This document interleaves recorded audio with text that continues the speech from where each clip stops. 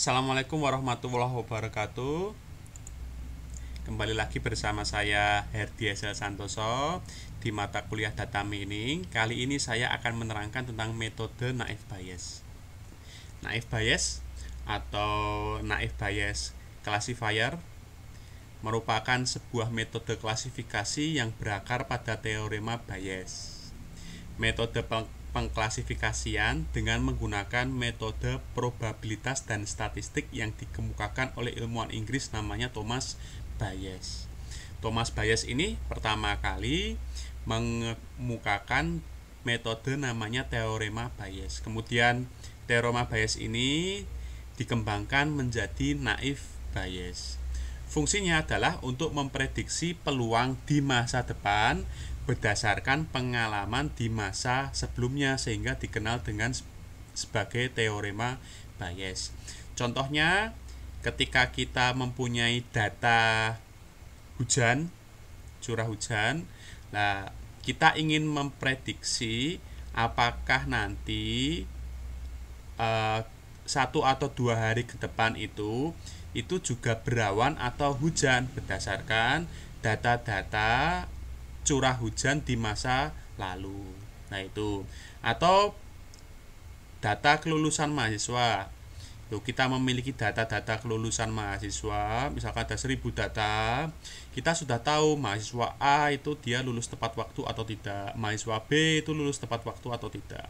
Nah, suatu ketika ada mahasiswa baru yang masuk, dia sudah menjalani beberapa semester, kemudian kita ingin memprediksi mahasiswa ini nantinya lulus tepat waktu atau tidak, itu berdasarkan data-data mahasiswa yang lalu.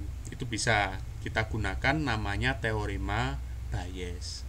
Ciri utama dari Naive Bayes Classifier ini adalah asumsi yang sangat kuat atau yang namanya naive akan independensi dari masing-masing kondisi atau kejadian.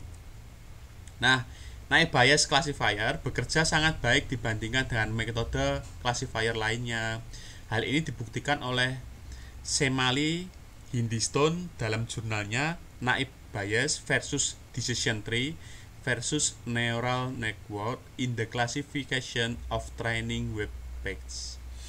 Nah, ada metode-metode klasifikasi lainnya, misalkan ada Decision Tree, ada Neural Networks. Itu si Semali dan Stone, dia itu membandingkan kedua metode tersebut dengan Naive Bayes.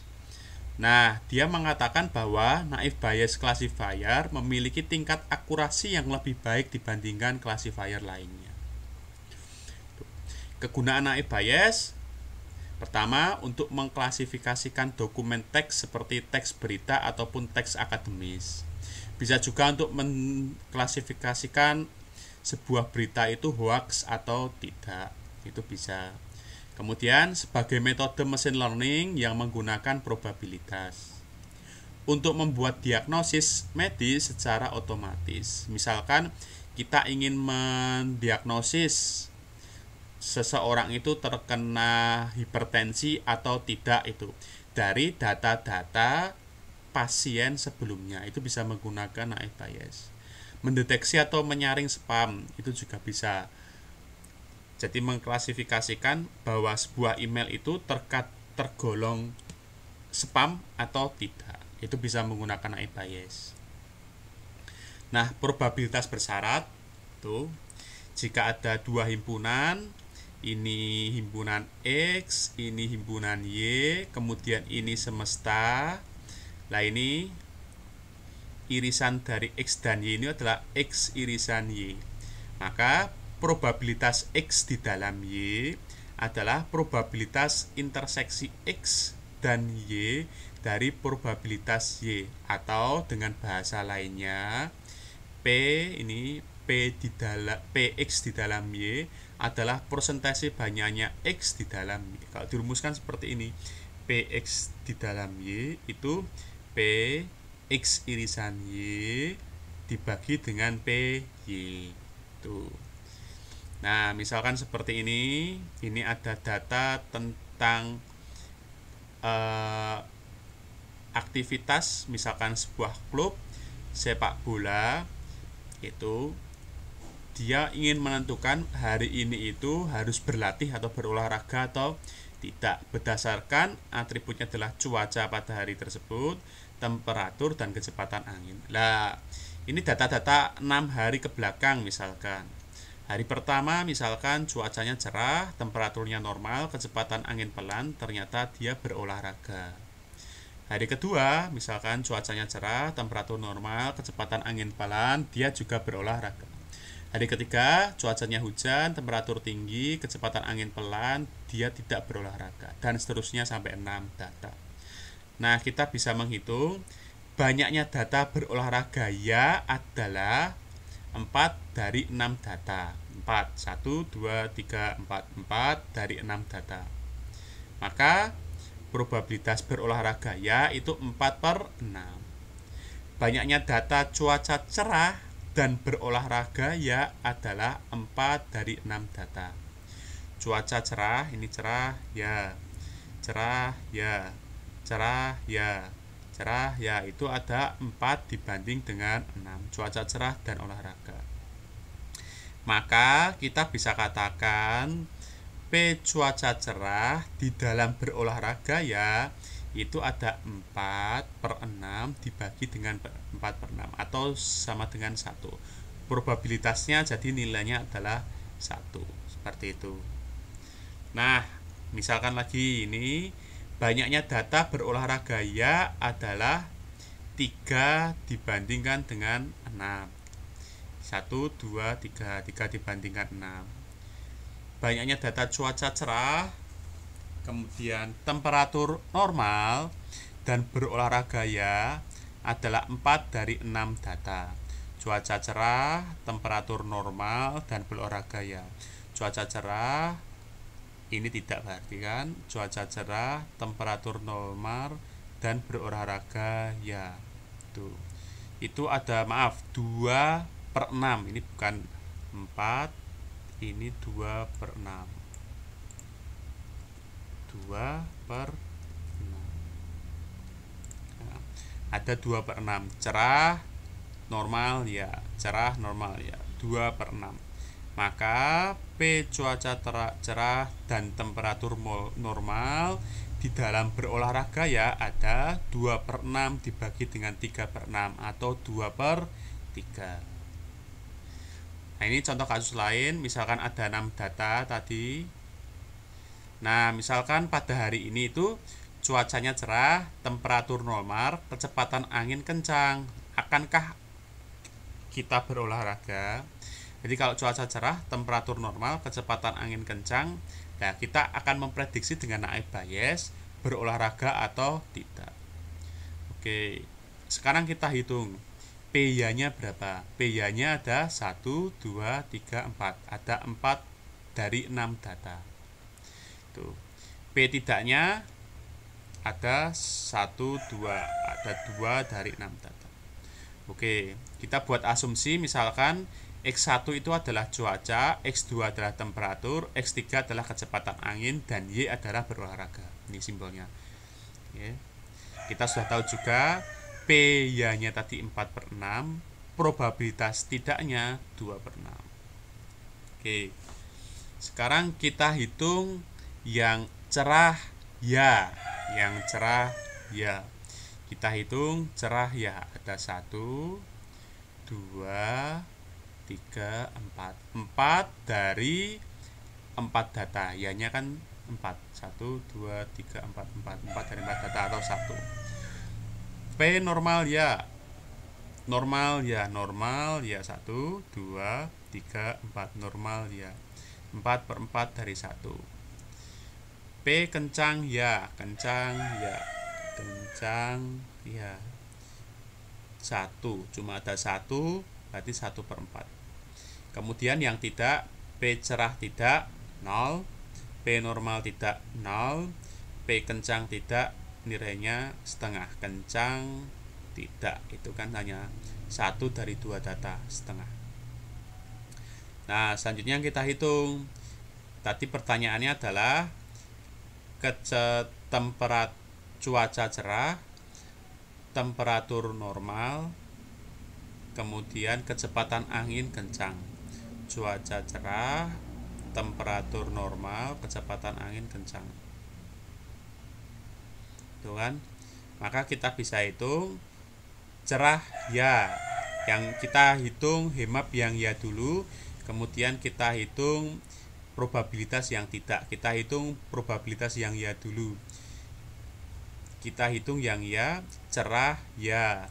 Cerah ya ada 1, kencang ya ada 1/4, normal ya ada 1, dikali dengan probabilitas ya. Probabilitasnya ya ada tadi 4,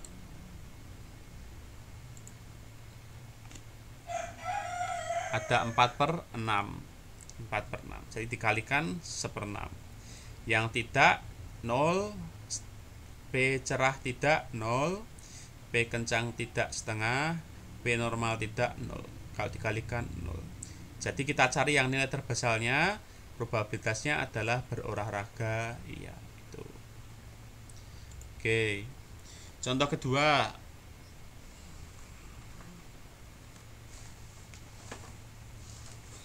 Untuk menetapkan suatu daerah akan dipilih sebagai lokasi untuk mendirikan perumahan, telah dihimpun 10 aturan. Ada 4 atribut yang digunakan: harga tanah per meter persegi atau C1, jarak daerah tersebut dari pusat kota atau C2, ada tidaknya angkutan umum tersebut atau C3, dan keputusan untuk memilih daerah tersebut sebagai lokasi perumahan atau C4. Nah, kalau ditampilkan seperti ini, misalkan harga tanahnya murah, jarak dari pusat kotanya dekat, ada angkutan umum tidak, dipilih perumahan iya. Harga tanahnya sedang, jarak dari pusat kotanya itu dekat, ada angkutan umum tidak, dipilih untuk perumahan ya. Sampai 10 data. Oke. Nah, selanjutnya kita hitung probabilitas kemunculan setiap nilai untuk atribut harga tanah dulu. Kita buat tabel, cara kedua bisa dibuat tabel seperti ini. Cara pertama tadi nggak pakai tabel, cara kedua bisa dibuat tabel seperti ini. Ada harga tanah, itu dia memiliki 3 kategori, murah, sedang, mahal. Di sini harga tanah itu kan murah, sedang, mahal. Dibuat atributnya seperti ini. Jumlah kejadian dipilih ya dan tidak. Kemudian probabilitas ya dan tidak.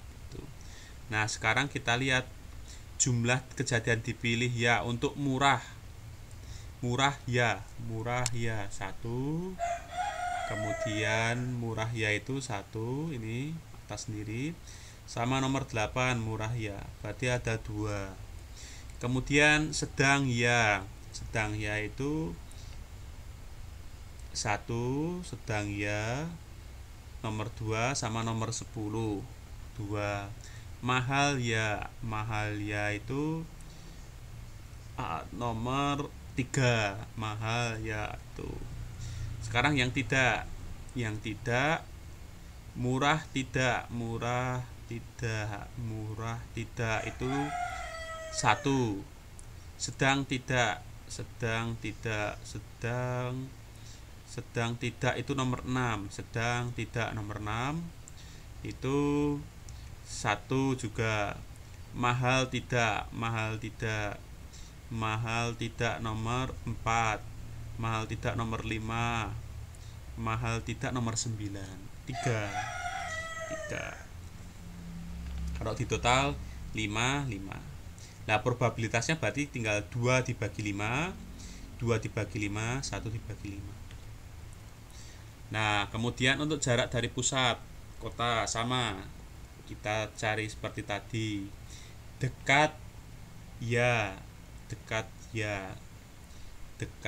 ya itu nomor 1, nomor 2, nomor 3, ada 3. Nah, itu sama seperti tadi, dicari, kemudian dicari probabilitasnya. Sama juga untuk ada angkutan umum atau tidak.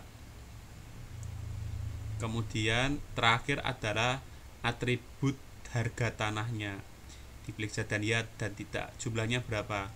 ya dan tidak ya itu ada 1, 2, 3, 4, 5, 5. Berarti tidaknya juga ada 5. Ini 5. Nah, selanjutnya tinggal dicari. Jika kita ingin mencari harga tanah itu dengan harga tanah mahal, jarak dari pusat kota sedang, dan ada angkutan umum, maka dapat dihitung. Harga tanahnya mahal, harga tanah mahal, kita pilih harga tanah mahal. Harga tanah mahal untuk iya, harga tanah mahal untuk iya. 1/5, harga tanah mahal untuk 5 1/5, ini 1/5 dimasukkan sini. Kemudian ada angkutan umum, jarak dari pusat kota sedang ya, jarak dari pusat kota sedang ya, jarak dari pusat kota ini sedang dan ya, 2/5 ini 2/5 sedang dan ya, dan seterusnya. Itu yang terakhir adalah dikali dengan Legholdian, tadi adalah 5/10, jawabannya 0,008. Untuk Leghol tidak juga sama, ini berarti mahal tidak itu 3/5, sedang tidak 1/5, ada angkutan umum tidak 3/5, dan Leghol atau yang keputusan tidak tadi 5/10 juga, totalnya 0,036. Nah, tinggal kita hitung probabilitas ya-nya itu berarti 0,08 dibagi 0,08 ditambah 0,036, hasilnya seperti ini. Dan tidaknya 0,036 dibagi 0,08 ditambah 0,036, hasilnya 0,18. Maka lebih besar yang tidak, maka tidak bisa dipilih. Nah, kelebihan Naive Bayes itu ada beberapa. Bisa dipakai untuk data kuantitatif maupun kualitatif, tidak memerlukan jumlah data yang banyak, tidak perlu melakukan data training yang banyak. Jika ada nilai yang hilang maka bisa diabaikan dalam perhitungan, dan seterusnya.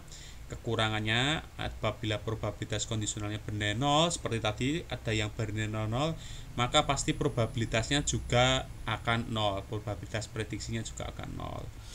Asumsi bahwa masing-masing variabel independen membuat kekurangan akurasi, karena biasanya ada koreksi antar variabel yang satu dengan variabel yang lainnya. Dan seterusnya.